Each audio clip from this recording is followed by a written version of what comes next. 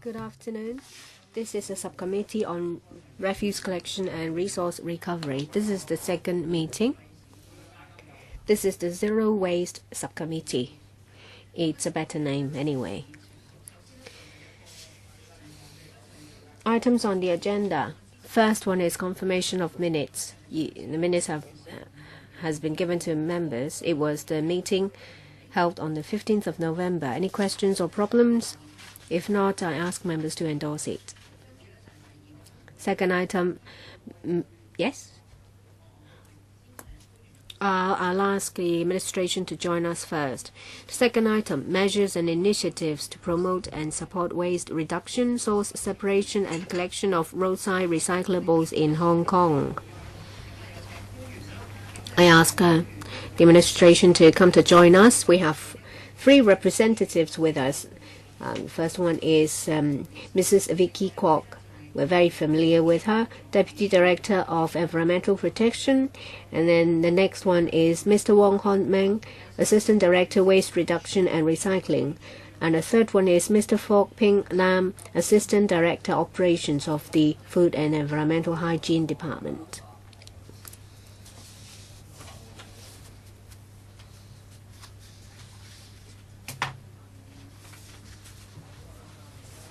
Thank you.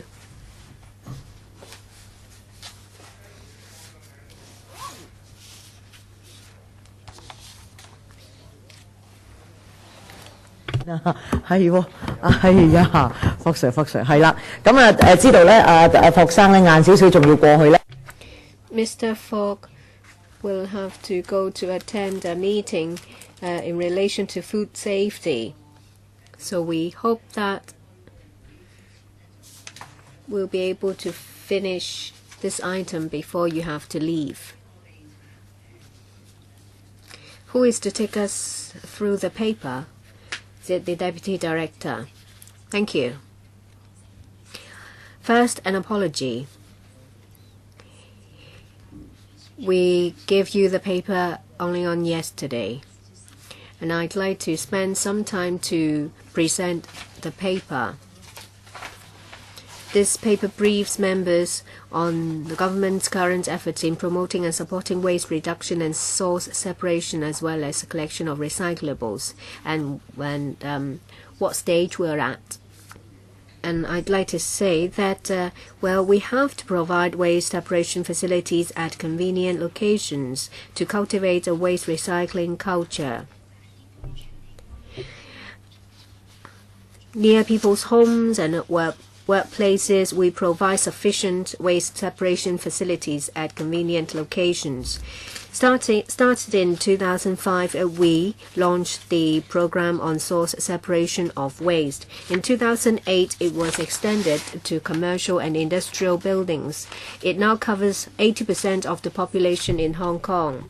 And in 2008, the buildings regulations was amended to mandate that in residential buildings and domestic parts of new composite buildings, there should be refuse storage and material recovery room. There are a lot of people who live in buildings without proper building management. Hence, there is no waste separation facilities and material recovery room. We, by phases, put in place a community recycling network covering 18 community recycling centers operated by NGOs. Different collection points are located in different premises. In order to enhance this network, we started to launch the community green stations in the 18 districts. This is to enhance education, especially in relation to low-value recyclables. We started with Sha Tin and Eastern District. It started operation in 2015. There will be 3 more in Kwun Tong, Yuen Long, and Sham Shui Po. And in relation to people who live outside the coverage of the program of source separation of waste and also pedestrians, we have provided 2,850 recycling bins in public streets, refuse collection points, public markets, bus termini, and other venues. There are the contractors of the FEHD collect recyclables from these bins. The FEHD has a very robust contract management mechanism, prohibiting contractors from disposing the collected recyclables at landfills and other waste treatment facilities. We closely monitor the performance of the contractors, and we monitor the situation. Wherever we identify room for improvement, we will introduce improvement measures. There is a very important strategy in our plan, namely publicity and education to introduce a behavioral change. We have made use of the Environmental and Conservation Fund to launch education and publicity campaign. And in 2016-17, the fund has earmarked $85 million to support waste reduction projects. And it has also earmarked $25 million in support of general education projects.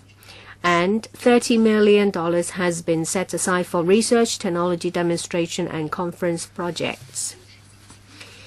In order to enhance the quality and quantity of waste recycling, we have to make sure that waste are separated, and they should be cleaned before recycled. So we have launched the Clean Recycling campaign. This year, we have engaged NGOs to carry out clean recycling activities at around 100 private housing estates to enhance awareness. As we've reported to the panel, we will continue to conduct initiatives in relation to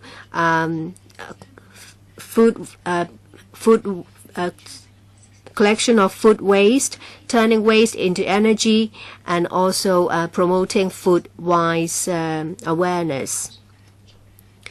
We work with the industrial and commercial sector.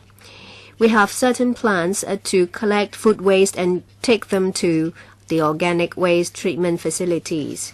District collaboration is very important.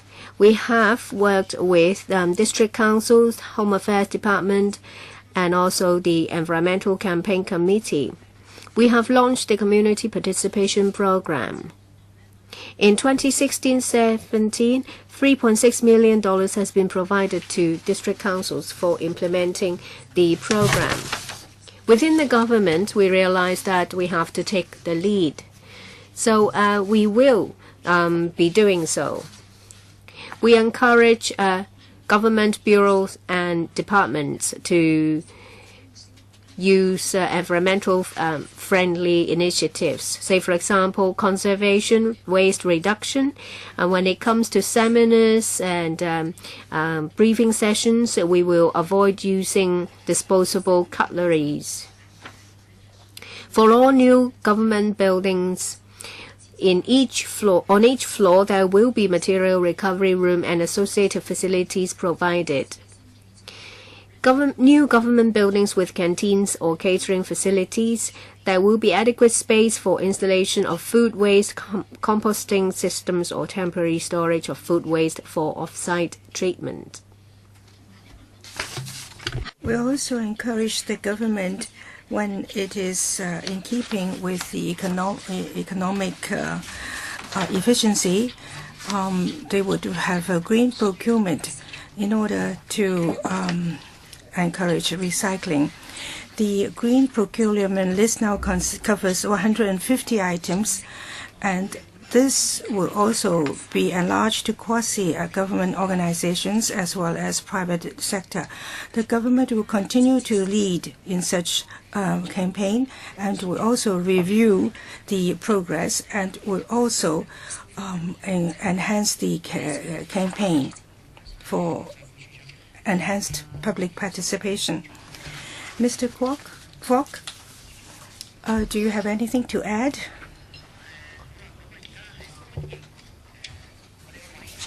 So it's now question time for members. We have ample time for discussion. So for the time being, I will set 5 minutes for each member's intervention. Mr. Wu Chiwai, thank you. This document, in fact, repeats the contents discussed in the panel. And there's nothing new, I'm afraid. Last time, we had a lot of debate arguing whether, apart from policy theorizing, we should also take into account that there are a lot of recycling for high-value wastes. However, for low-value waste, they are still valuable, but they are faced with two issues. One is that they could be very light but bulky, for instance, plastics, or that the quantity is not concentrated enough. In fact, all recyclables have their own intrinsic value. However, this document has not taken that into account. I would like to ask if we will learn from the Taipei city government that there will be a subsidized price. Well, if there is no market price, how do we evaluate the price? We know that anything that is dumped in the landfill has a cost, the landfill cost. So if this item is not in the landfill, then we will economize the landfill cost for that item. Perhaps that could be a direction that we can direct our thinking. Perhaps that is the most effective way forward. Because for valuable items, the old people would do a very refined separation of valuable items for recycling. Even if the prices are low, they are willing to do that. As for the plastic containers, if you tell them that when it is cleaned, it will earn a higher price, then people will do it. So the recovery policy should be aimed at raising the value of the items to be recycled, instead of having facilities and that sort of thing. So perhaps you should concentrate on the items, giving a value to the items, so that the items can be exchanged for a price. Thank you, Mr. Wu. We agree that for certain recovery of items in the community itself, for instance, for the plastics, it is bulky. So in terms of transport, the costs are relatively high. From the point of recovery, people are not really interested in this sort of bulky items. Well, for the source separation, we encourage such kind of separation. We would provide facilities so that people can sort out the different types of recyclables, making it easier for people to recycle. Clean recycling is also something that would promote. As for the transportation of these recyclables, the transport network for the recyclables are not that efficient. That is why we have a community network. The CGS would also help in reducing the transport costs.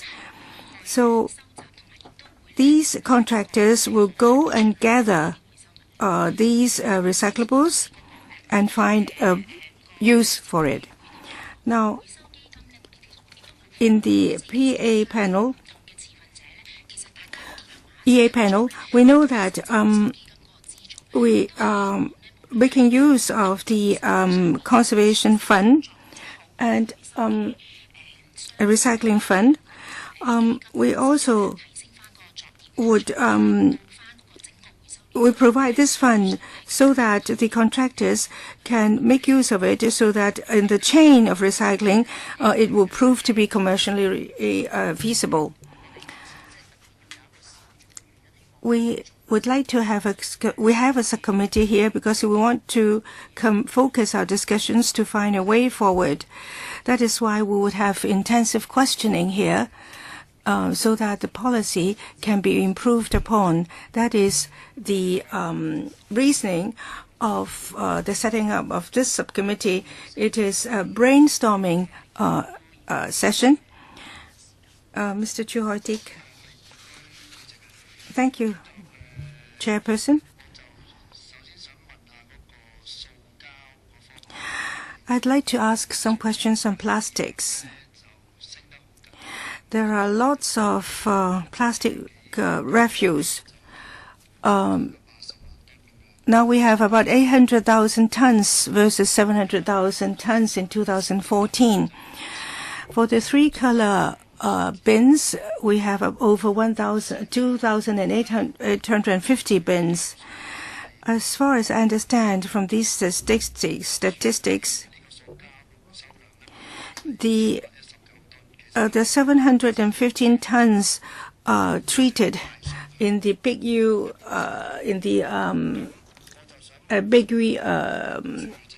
station.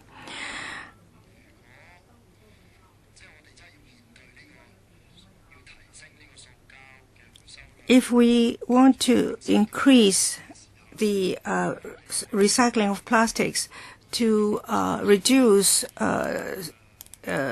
dumping in the landfills, what is the situation of these recycling bins? Even if we have about 3,000 recycling bins, yet many people think that putting the plastics in these RBs are only a matter of easing the conscience, which is not really effective. It is something very personal to make one feel better. Now, so we'd like to know the network of the RB, whether it will play a more effective role. Would there be a recycling objective laid out? Perhaps requests should be made to the contractors so that they can attain the objective set. Thank you, Mr. Chu. For the plastic recycling, that has to do with the economic situation and also to the price that the external recycling business would like to give. Now, we have a different set of policies and measures for the FEHD and the recycling, the roadside recovery of the recyclables.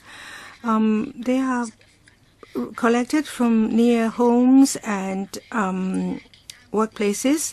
As for roadside, it is a convenience for the pedestrians. there is a main objective reminding people that we have to have a sorting out of the wastes. And so this is part and parcel of the education campaign. We may not collect a lot of recyclables from these roadside facilities.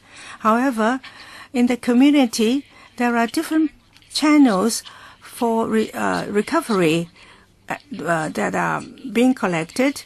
So the roadside bins are only a small part. It plays an important part in education. As for plastic recovery, there are lots of different elements involved. We hope that the producer or the intermediary, the stakeholders, would take up their part. In the whole recovery chain, the different stakeholders will communicate more, that they would understand each other's needs as well as restraints, so that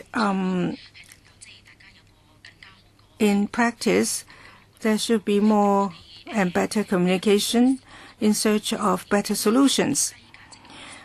We recognize that for low-value recyclables, it is true that there are more difficulties, and then we need to understand more the needs of different stakeholders.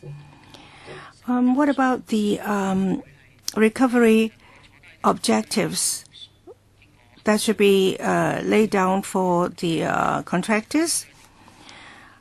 Mr. Chu advised that there should be objectives set by the FEHT for the contractors that may help in the recycling of plastics. Has this been discussed? Can this be adopted? Different items recycled depend on the value of the recyclables.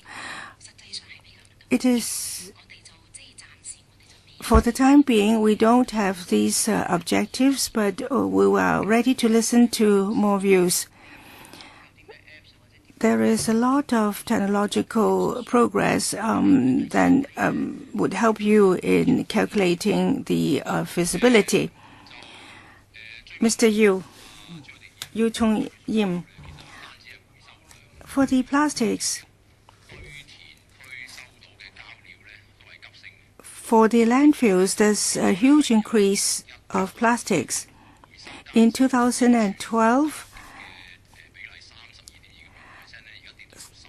recyclable plastics dropped from 32% to just over 10%.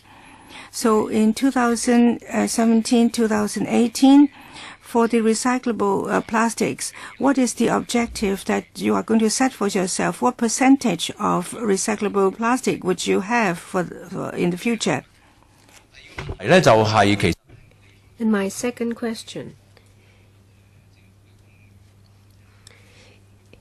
We often see that from parks and also roadsides, black bin bags have been used to keep the dry leaves that was swept up. And we know that if we properly dispose of these leaves and twigs, then it will greatly reduce the amount of waste. So 2 questions: recycled plastic and also the leaves and twigs.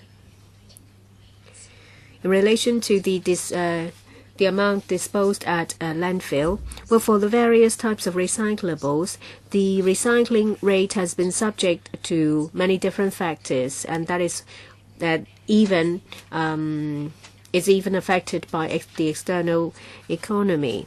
We reckon that the amount recycled has been affected by demand, supply, and also external factors.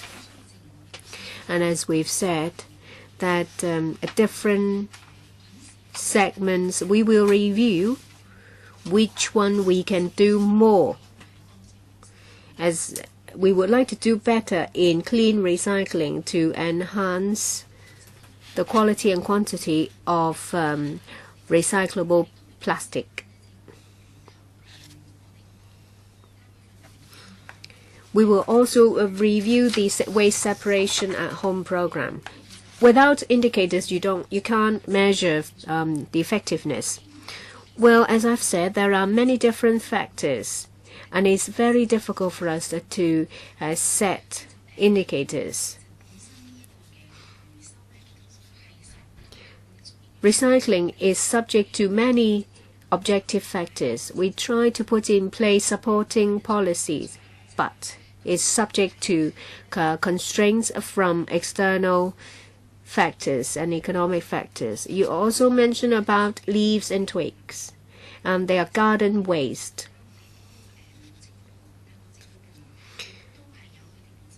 Government departments have their own policies to deal with garden waste. When it comes to garden waste, the main generators are venues belonging to the AFCD and the FEHD, and so there are yard waste. So they have facilities to deal with that, so that such yard waste will be disposed of. But there are pictures taken that people use black plastic bags to hold the twigs and leaves. Well, it's not a comprehensive policy saying that yard waste can be completely disposed of. For the AFCD, they can deal with most of it.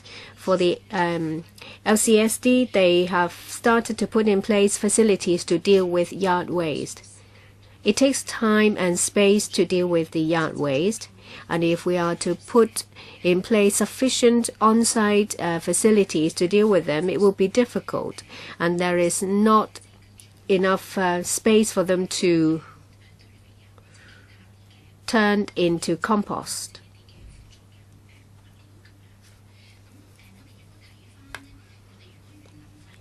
And when it comes to yard waste,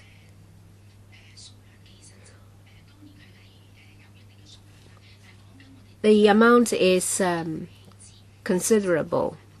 But compared to municipal solid waste in 2014, it stood at about 1%. So will you talk to government departments to see if they will expedite the process? Yes, we will. So we're just talking about the Agriculture and Fisheries Conservation Department and the Leisure and Cultural Facilities Services Department. I don't know about outsourcing of service from the AFCD, but there are contractors from the LCSD. I'm sure you can ask them not to use so many black bin bags. Ms. Elizabeth Quat. I don't have the information with me. Is there a table showing information about landfill, percentage of plastic from in the waste, in the total amount of waste? Is there a breakdown, say, the past 5 years or starting from 2010 to now? A breakdown of different types of waste that goes to the landfill. Well, we tell you that there is more and more plastic at landfills, and you said no. We just want to know the yearly change, so that it will be easier for us to get the point across. So in relation to waste reduction and source separation, there are a lot of things to discuss about, but I want to focus on plastic first. It's not just about recycle and reuse. It's also about confidence of recycling of plastic. In the past few years, we know that the mainland China does not take recycled plastic anymore. We know that there is quite a large amount of plastic, recycled plastic, left in Hong Kong. So any figures about how the recycled plastic is used, any of them, any such material being left stranded in Hong Kong? People are used to separating waste, but nowadays they think that whatever they do, it will end up in the landfill, and they don't want to waste time on that. And if we don't make it clear to the public, this will reduce the incentive and confidence of the public in relation to recycling and reuse of plastic. It dampens their enthusiasm, and it doesn't help to get people interested in waste separation. So can you give us a clear picture? So that is in relation to import and local generate and those studies and those that are generated locally. First of all, I'd like to clarify something about figures.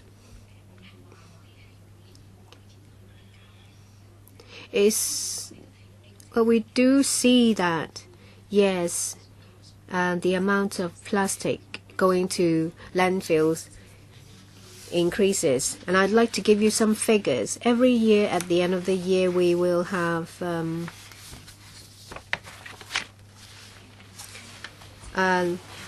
municipal solid waste monitoring report. Very soon, we will have the figure for 2015, and you will find the information Ms. Kwok asked for. After the announcement, after the report's released, we will give you the information. Perhaps you give us the information from 2010 to the end of this month. Give us a comparison, maybe. So about how they can be used. We've heard a lot of people voicing their concern that in the end they will go to landfill, and whether plastic waste, at least some of them, comes from outside Hong Kong. Well, we actually have a balance that in relation to import and output. For recyclable plastics, most of them have left Hong Kong. So you talk about a balance between import and export, and I hear that. But what about plastic waste generated locally? Where does it go? And so there is the balance between export and import. What about those that are generated locally? We want to know how much was imported, what type of plastic, and any stranded in Hong Kong, how much of it will leave Hong Kong, and what about plastic waste generated in Hong Kong? You can give us the figure afterwards. Say type, how much coming into Hong Kong, how much going out of Hong Kong. We need the figures. Figures don't lie. And then you tell us the percentage of plastic waste that has been recycled. I mean the plastic waste that is generated locally.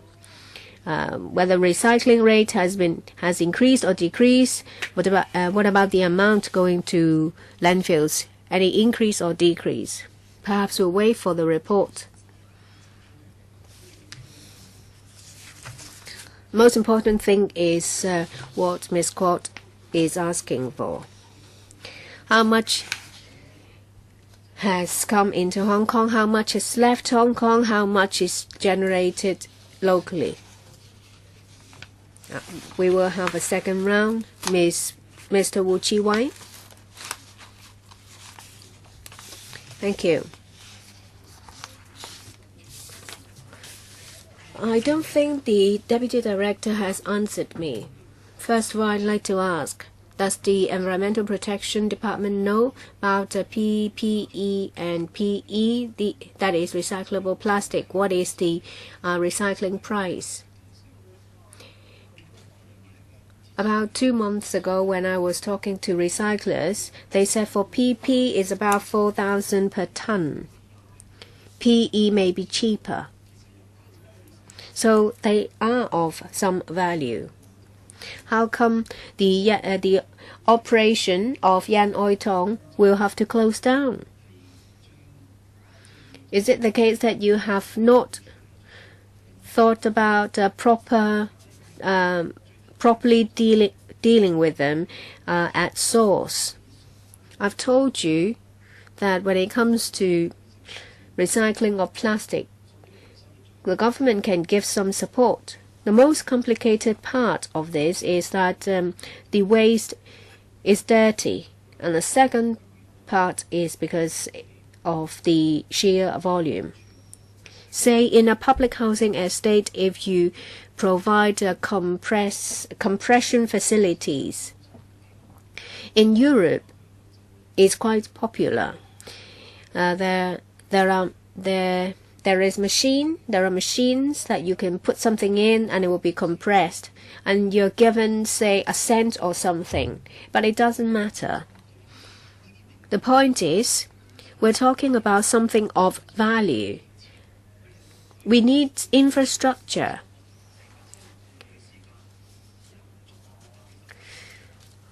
A cage can only contain maybe 100 or 200 bottles. That is a big difference if a cage can contain, say, 5 to 6 tons.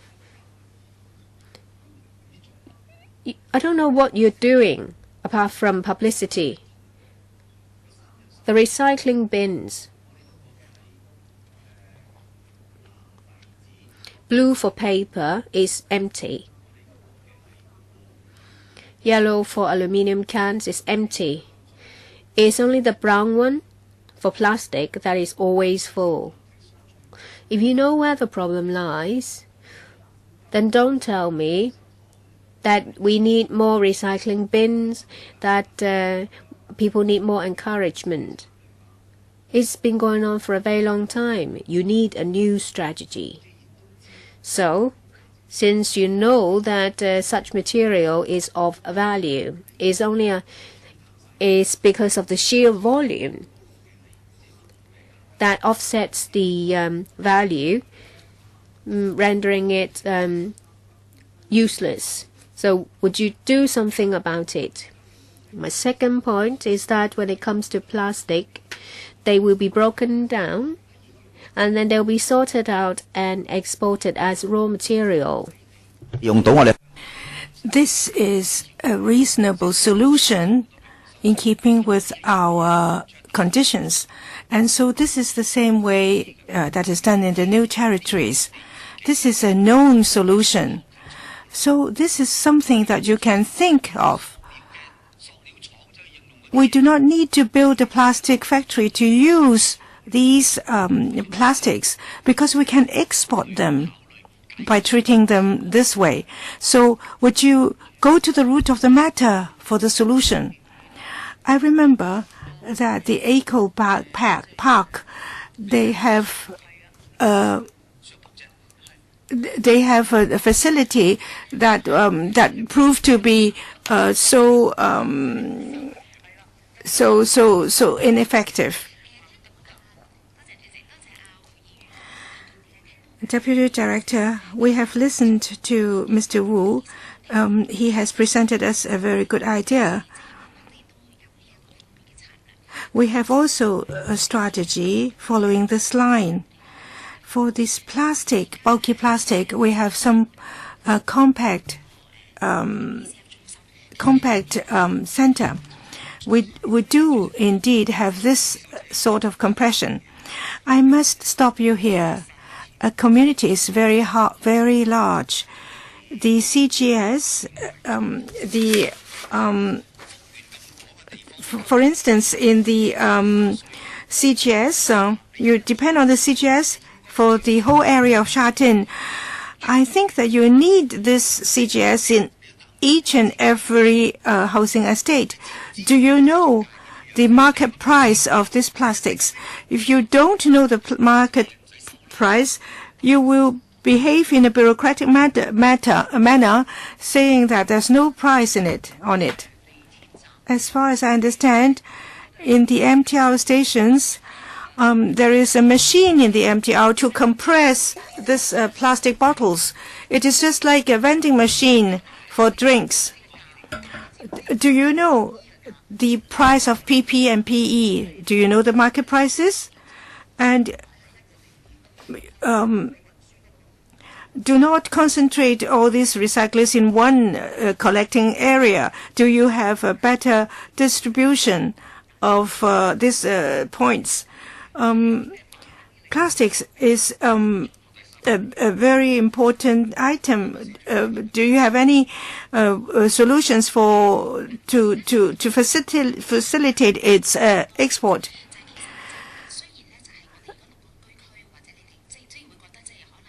Well, in these 6 areas, whether there are enough recycling bins, each contractor has to provide logistics.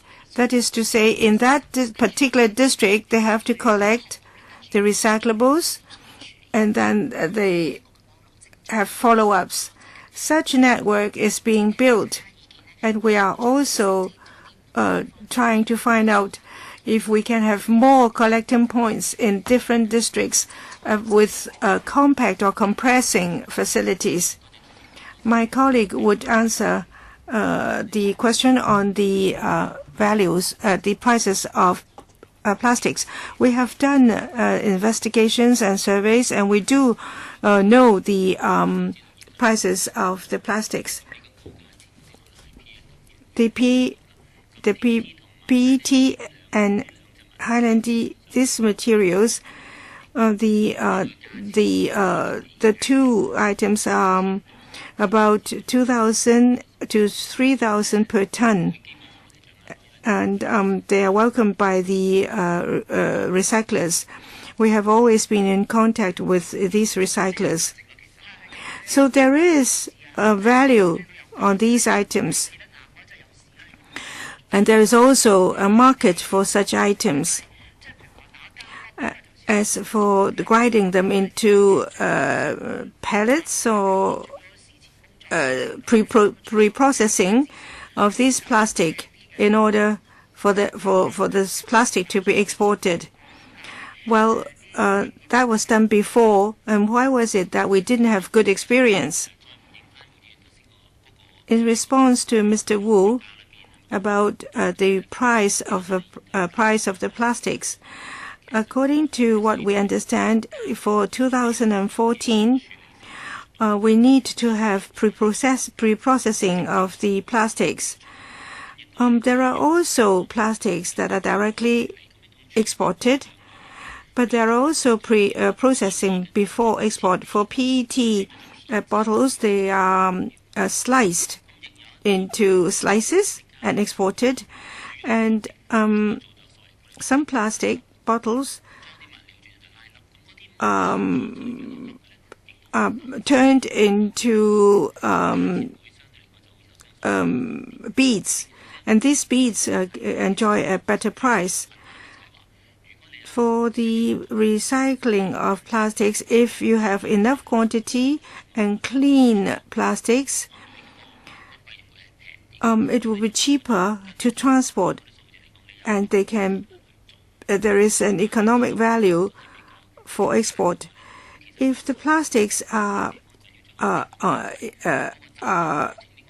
here and there, and you need to collect them, the transportation cost is very high for the collection of dispersed refuse. So we are now thinking of a way, because, well, Hong Kong is a small place, it's rather concentrated. Now, we also hope that in the district we can set up a network so that these materials can be gathered in one place.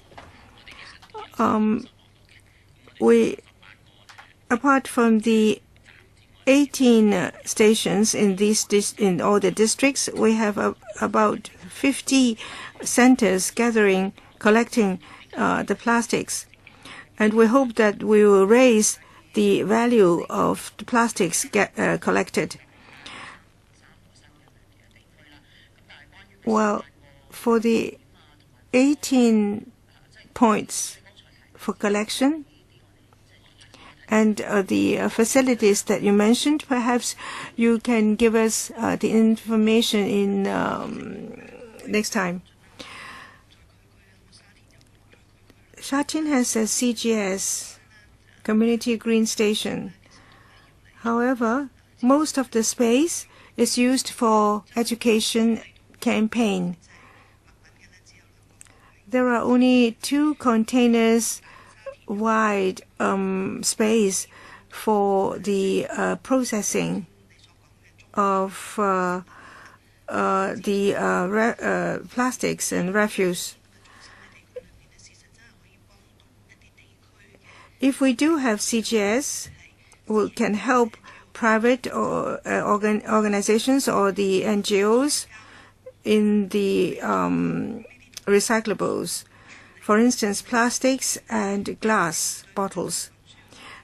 Well, they are faced with a difficulty of high price of transportation because glass is heavy and bulky. And if you need to transport them to a factory and grind them and turning them into bricks, well, the transportation cost is very high. The CGS is a very good space. Can we use some other means? There are some equipment in underground, and they can use vibration to turn the glass into powder, glass powder.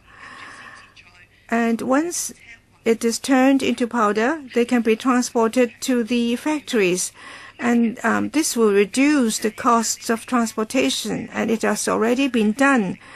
And successful cases have been demonstrated. Well, maybe that cannot be done for the CGS near residential areas. However, in Shek Mun, this perhaps could be done. That can help the glass collection in Sha Tin. Such a way of handling it could be a solution. We have already made such a suggestion before, but that was not taken into account of. For plastics, for the small recovery centers, we have a primitive way of handling it. Very often, Hong Kong people, due to the education, they don't know that it should be cleaned first. The cover should be removed, and the paper as well, the label as well. So you need. The cost is very high for the pre-handling of such plastics. We hope that the CGS can also handle the initial processing of such recyclables. Take, for instance, what is being done in Sha Tin is a waste of resources with little results. If you need practical experience, I can give you some examples. According to Mrs. Squat, she has mentioned experience from other places. Maybe there should be some equipment in this CGS, or the resources can be given to CGS or the recycling recovery network points. For instance, the glass can be processed underground beforehand, and that will reduce the transportation cost.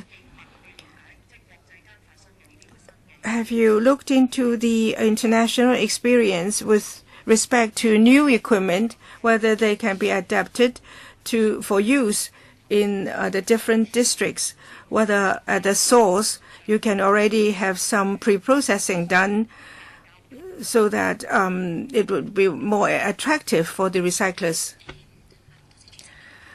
Thank you, Mrs. Quat. For the CGS, I would like to thank you for presenting to us the current situation. For the recycler, whether it be an NGO, whether the space can be effectively used is a matter of that should be looked into. The CGS is expected to play a relay role. As for low-value recyclables, for instance, plastic bottles, well, these contractors have to go to these areas, and they will also provide compressing service. We will continue to review whether the services of the contractors are satisfactory or not. As for glass bottles,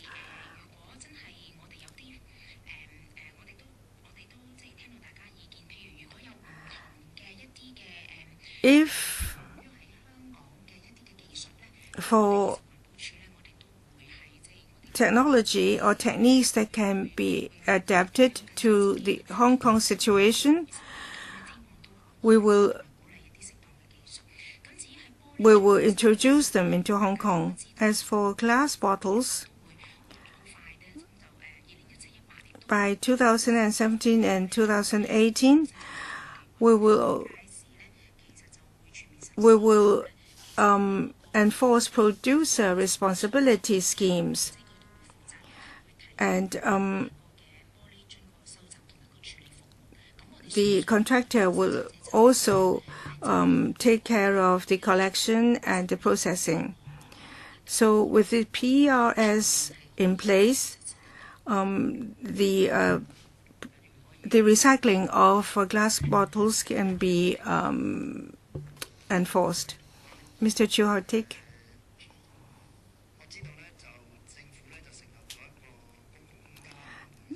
The administration has a steering group for the charging of MSW.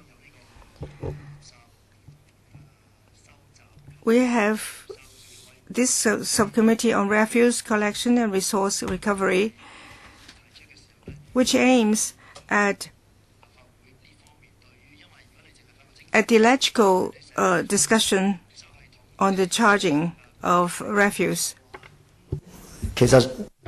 If the government policy doesn't change, then we may not be able to achieve the goal. There will still be problems with recycling, and a lot of the waste collected will have to go to the landfill. There's no proper disposal of a lot of the materials. So, I follow Mr. Wu Chi-wai's line of thinking. I hear from the department that they use educating the public as the key area. Say, for example, the recycling bins, the community green stations. It seems that the department has neglected a very big area. That is, the waste collection points at least about 157 of them in the urban area and 500 or so of them in rural areas.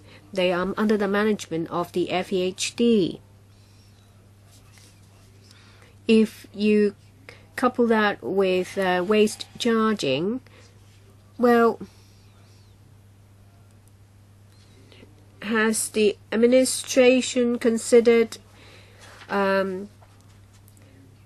including refuse collection point as part of the reform?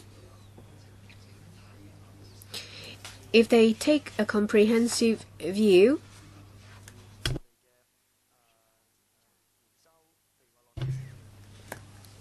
if you also consider compression, cleaning,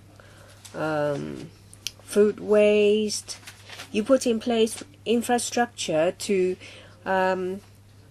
treat the waste beforehand, and that will make recycling more effective. Can we have access to the information available in the government?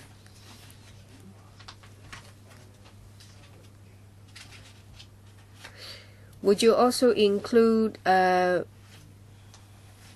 waste collection as part of your recycling regime? I would ask Mr. Fogg to give supplementary information related to refuse collection point.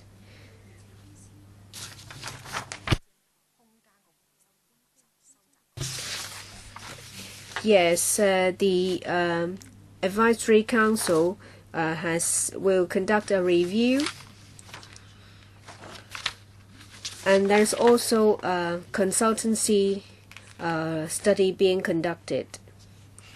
We will share with you the information when we have a chance and when it's ready.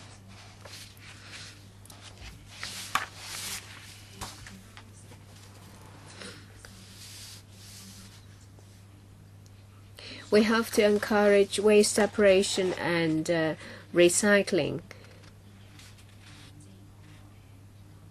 as supporting measures of the future waste charging scheme. The first step, well, the results of the study shows that the number of recycling bins has to increase, whereas waste bins will have to be reduced. So the next stage, when we have the findings, we will share with you the information. Well, you talk about increasing the number of recycling bins and reducing the number of litter bins. Well, we see that the recycling bins are quite dirty and they are not very effective. If you only focus on quantity, it's too simple.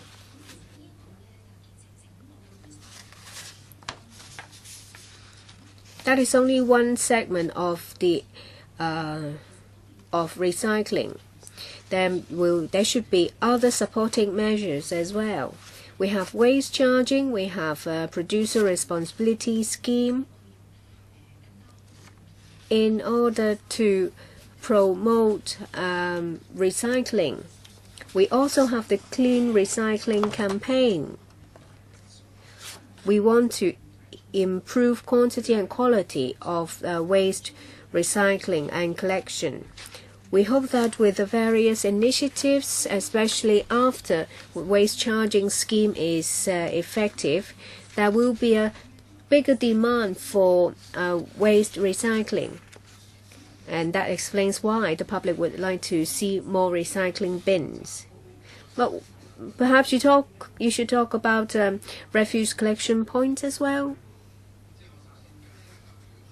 First of all, let me explain about the refuse collection points. There are about 100 or so that are bigger in the urban area, and village type 700. and about 5,000 wheelie bins. For village collection points, it's smaller. For bigger ones, it's about 2,000 to 3,000 square feet, whereas the village ones may be just a few hundred square feet. I must say that when at the planning stage, there was no plan for waste collection and recycling. And as we know that the number of the population has grown around these collection points, and the amount of refuse has increased as well. And it is very difficult to find space for recycling. But we aim to do more. Out of 106 major RCPs and 700 village RCPs and the wheelie bins, we have sent out about 900 sets of recycling sets. Well, let me take it up. We don't want recycling bins. We want to have waste separation at source, whether it is food waste or clean plastic bottles. You need space. You need to prepare them first. We need space in the refuse collection points before that can be done. And even if we want to do it, it'll be difficult, especially in the refuse collection points when the refuse collection vehicles go into it, because there is just enough space for the vehicles to do a U-turn and leave. What about pilot scheme? Because you love pilot schemes. You select one or two of these points, you modify it to see if it can be done. Whenever we can, we'll do it in Lan Kwai Fong, Peace Avenue, and Luat Road. We try to do it. We have collaboration plans with NGOs. In islands, 29 of them have glass bottle recycling facilities. When it comes to large-scale ones, and to have facilities inside such collection points to do recycling is difficult. Yes. What about new development areas? Will you want to change planning to make sure that happens? Because without change in policy, well, even with new refuse collection points, it will be of the old design. When there is a policy change, then there is a chance for that to be tried out in new districts and new areas. You need to tie your efforts with, say, the EPD, the Municipal Waste Charging Scheme. What about that? When we plan for new refuse collection points, this will definitely be included. We'll closely liaise with the EPD. We'll tell them how much space we need, what facilities we need. Mr. Wu Chi-wai? It gets me really worked up listening to that, because it's about a basic concept.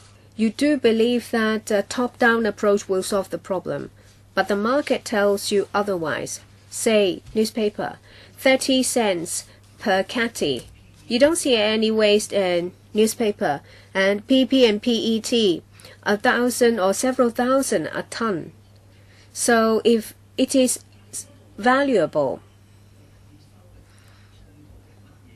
but you don't want to consider the difficulties encountered and work to resolve them.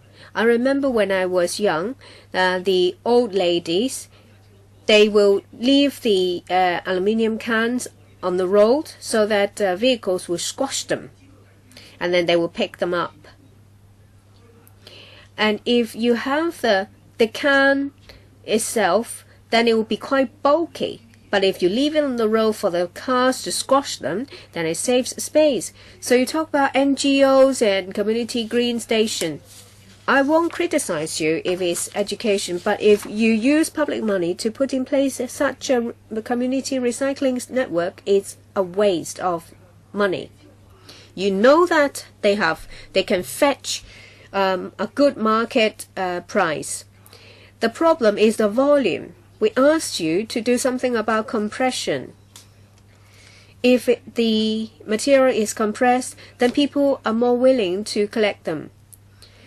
30 cents a catty of newspaper. If you can fetch 30 cents for a catty of waste plastic after it's compressed, the old ladies will be more than happy to scavenge them for you. You need to find an effective way to make it happen. I don't dare say that this will change the behavior of people in Hong Kong, but you should not be so naive to believe that a top-down approach, the community recycling network starting from 2 to now 5, then it will work. We find something similar in villages. They may be retirees or old ladies. They collect the recyclables, and when the recycling vehicle comes, say once every 2 or 3 days, the old ladies will take the recyclables to them to sell them, because they will make money out of it. You don't have to do anything meaningless. You tell us that you have new ideas. Will you place compression facilities at refuse collection point? In Europe, it's like a vending machine. You put a bottle in, and it's squashed, and it comes out flat, and it will give you, say, 1 cent. It doesn't matter. You can just save it up, and it will become something. Have you changed your perspective? Think out of the bureaucratic mindset. You talk to us about building bureaucracy one after another, making it easy for monopoly to survive. You don't believe that market will make it work. Why don't you adopt the experience of Taipei? For Taipei, well, for recyclables, there's always a price tag.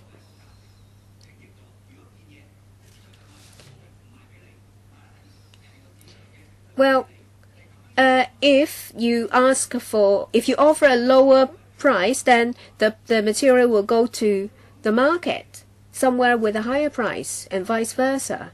It's just like an idea of reform introduced in a very long time ago.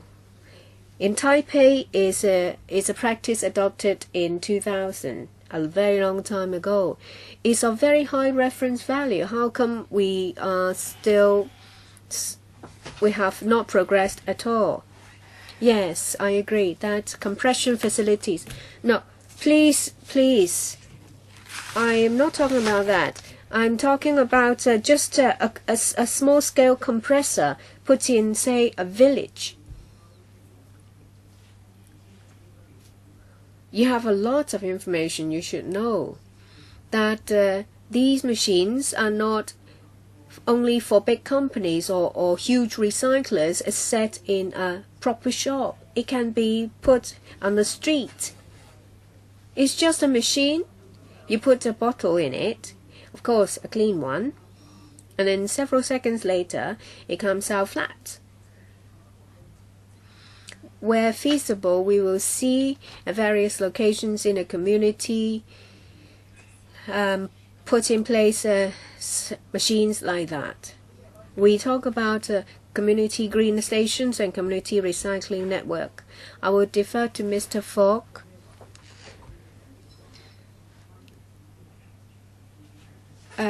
Please turn on the Deputy Director's microphone.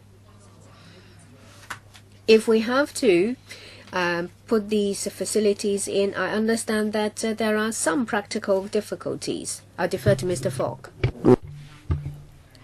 When you mentioned Luat Road, if you add the equipment, where can it be placed? What are your difficulties? What about the compressing machine? In the RCP, even for Luat Road, we are making use of the roadside space for the recovery of bottles. Well, if for new RCP, we will discuss with the EPD for the new RCP. Can we have more effective recycling equipment? Well, that has to be carefully designed, because the RCV need to turn around with lots of people working there. So we need to make designs first. Mrs. Quat, I will precede you. Well, since you are going to charge for MSW, how much time do you have? Because you are now educating them to clean the recyclables, to clean the bottle, to take off the cover, the labels. Well, you use 10 years to educate them to use the RBs, recycling bins. Do you have enough time for such education now? And then you say that you need to also take care of the processing of the collected recyclables. For the people, if we sort the refuse, where are the plastics going to? Are they going to end up in landfills? Apart from education and information,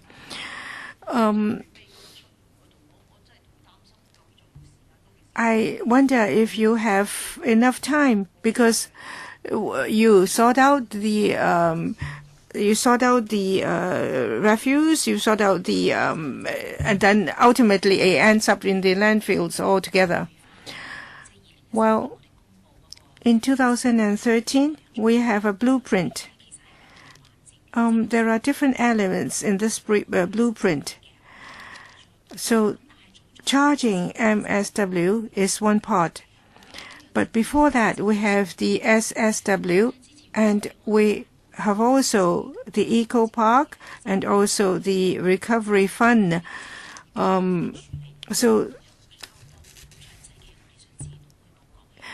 these are the details that we have already reported to you. We also have the PRS and also the charging of wastes. This all together make up the blueprint. A big part of the MSW is food waste. We have also have the community recovery network. And also we will need to build up recovery points for the food wastes. For the charging of the NSW, we need to have a lot of work to be done, but there are different parts that have to come together, and the legislative proposals will also be made to the electrical, and will also go to the different panels. When are you going to educate people to clean the bottles,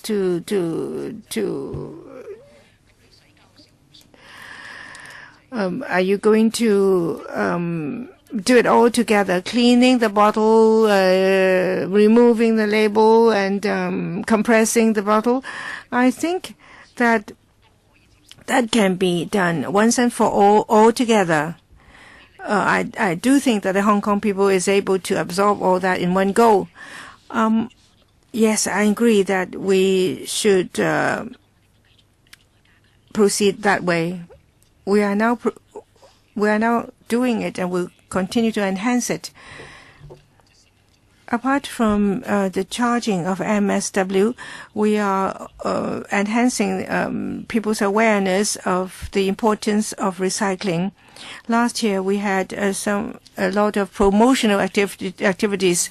The chairperson said, "I have not seen any promotion."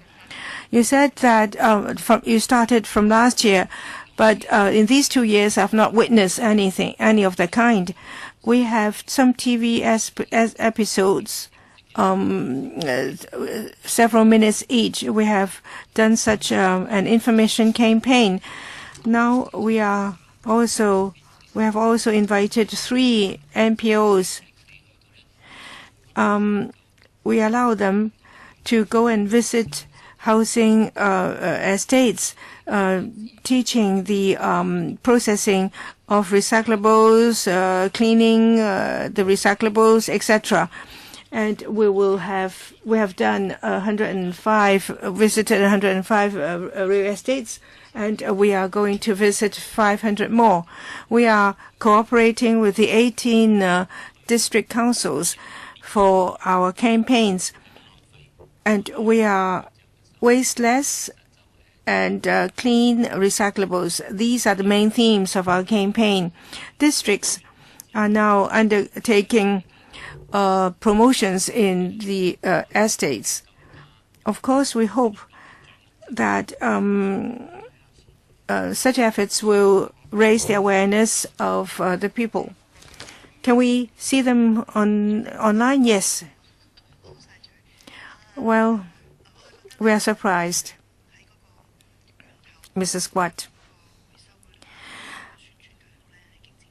I think there's not enough campaign for recycling at the source.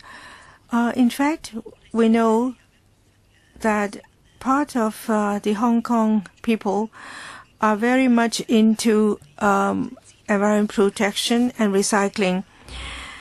These people automatically know what to do with the cleaning of recyclables.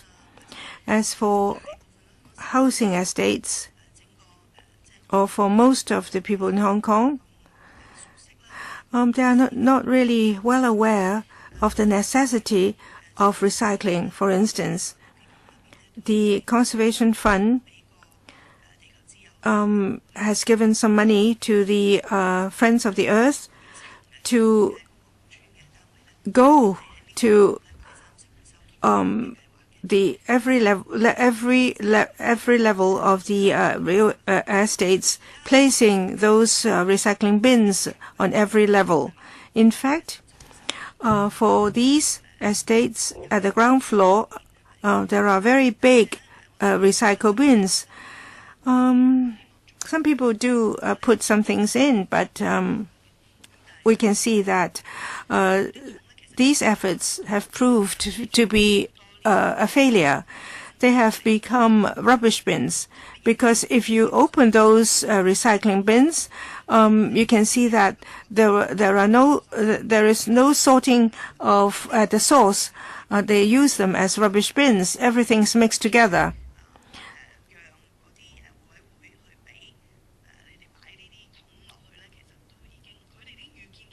Well, those authorities that authorize these recycling bins knew beforehand that it wouldn't be effective. Perhaps there was only one carnival launching these recycling bins. However, a few months later, the RBs are so dirty, they become a matter of a problem of hygiene.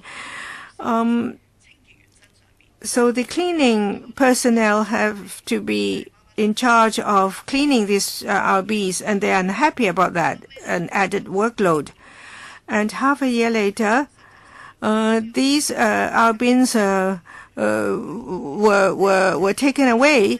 I wonder if they have gone to the landfills. So if you don't have enough education and campaign, just putting the RBs there would not be successful. Many people are not aware of the importance of sorting at the source. They don't know the importance of separation at the source. We have not really noticed the efforts that you've made. And in the last year or two, I have not noticed any improvement in the SSW. I I'm afraid we have not set up such a SSW culture. And some people say that, even if I have sorted out the wastes, but everything would go to the landfill because the administration has not really made clear that such a source separation would really allow, would really result in recyclable, more recyclables. So I feel that you have to resolve such problems by stages. Yes, we have collected your views, and we are in agreement. We have now been doing education and campaign. And of course, there is room for improvement. And we hope that more work can be done in the SSW and the clean recyclables. We would stress that the personal efforts would help the community efforts. We have also the conservation fund in support of the district shops that have collected low-value items, for instance, plastic bottles, for the network, for the transportation, etc. It should be effective, and we would also enhance our efforts. So, Mr. Chu Hai-dik, you and Lu Wai-kwok, you have the last questions. You can raise the last questions. Mr. Chu Hai-dik?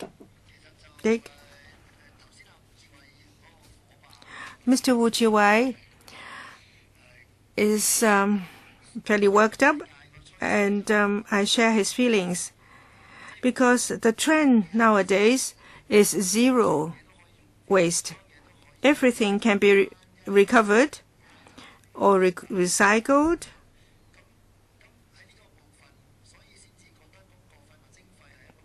That is why we feel that charging solid waste disposal is an opportunity. I'm happy to see a representative from the FEHD.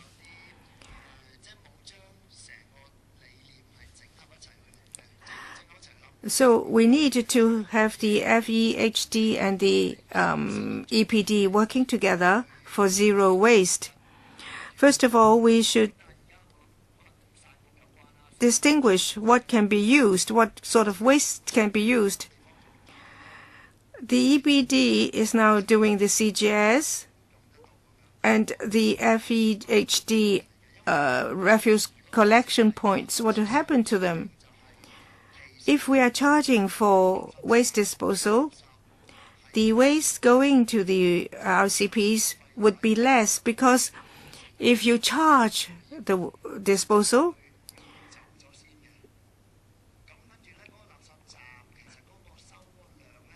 if you recover them and recycle items, then there will be less waste going to the RCP.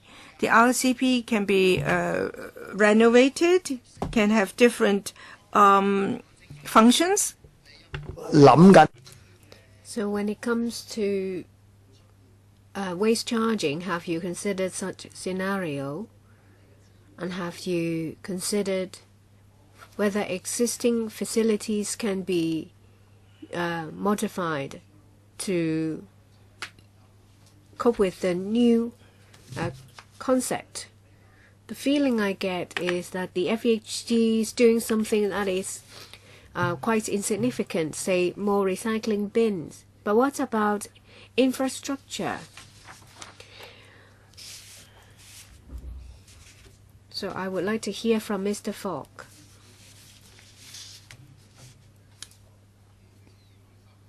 We have we hear Mr. Chu. Well, that is still some time before we have waste charging. And we have to see if there is space available in the refuse collection points. Most of them are quite cramped already. Well, because people have broken the law by sending the waste to the refuse collection point, say for example furniture and bulky waste. Well, when it comes to furniture, if they are given to us, then we will receive them. Well, when it comes to 100 liters, then we're only talking about business waste. If it's a domestic waste, say for example furniture, a cabinet, then we will receive them. We have to assess the situation after waste charging is in place to see if we have the space for it. We have a serious shortage of space. You might have heard that we have to find space for storage lockers for our staff and changing rooms for our staff. The chance of finding a big space is very slim. For village collection points, it's only about 200 to 300 square feet in size. Well, for the village ones, I think you will have more elbow room to change them. From what I hear is you will wait till there is waste charging, and then you wait to see if there is space available.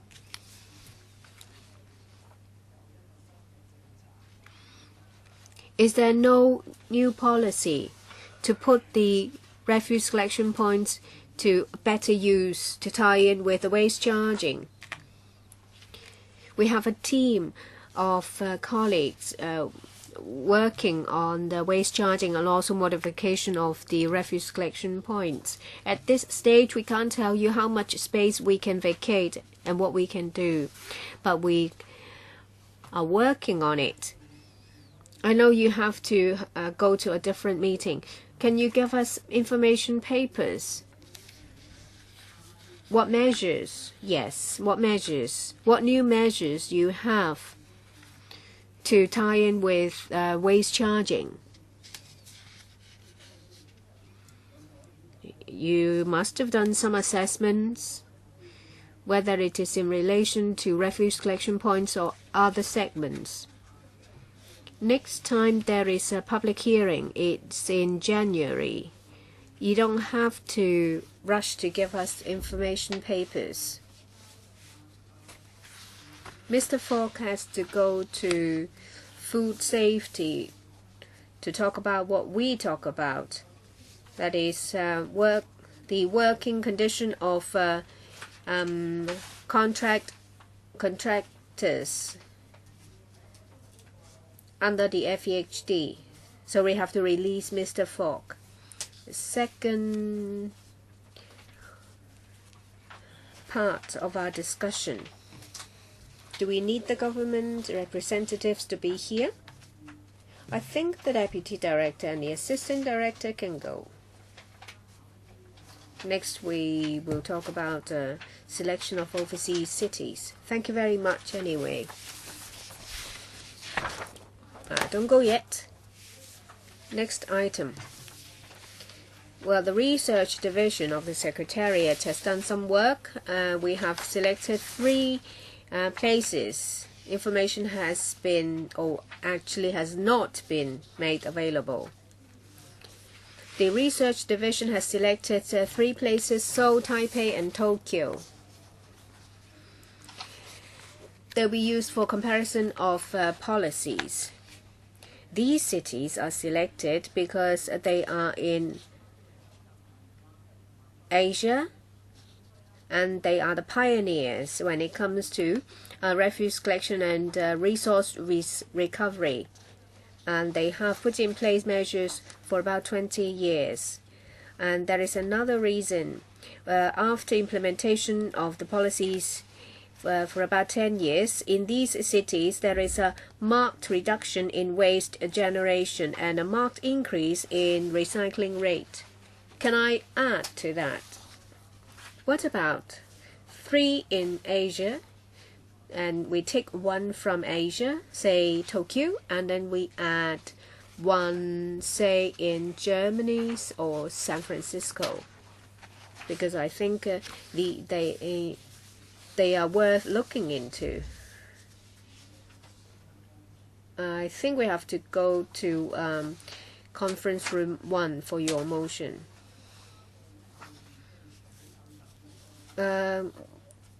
What about Berlin? We take away Tokyo and add Berlin. Or we take away Seoul. It is for you to decide. I'll listen to you. We take away Tokyo and then we'll add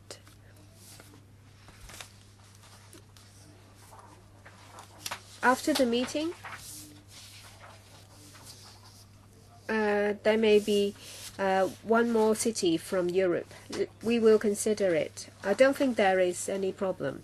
We'll take 1 away, and then you select whether is the additional one's going to be San Francisco or Berlin. 3 cities. Thank you. Choose one that is similar to Hong Kong. Meeting adjourned. Thank you very much.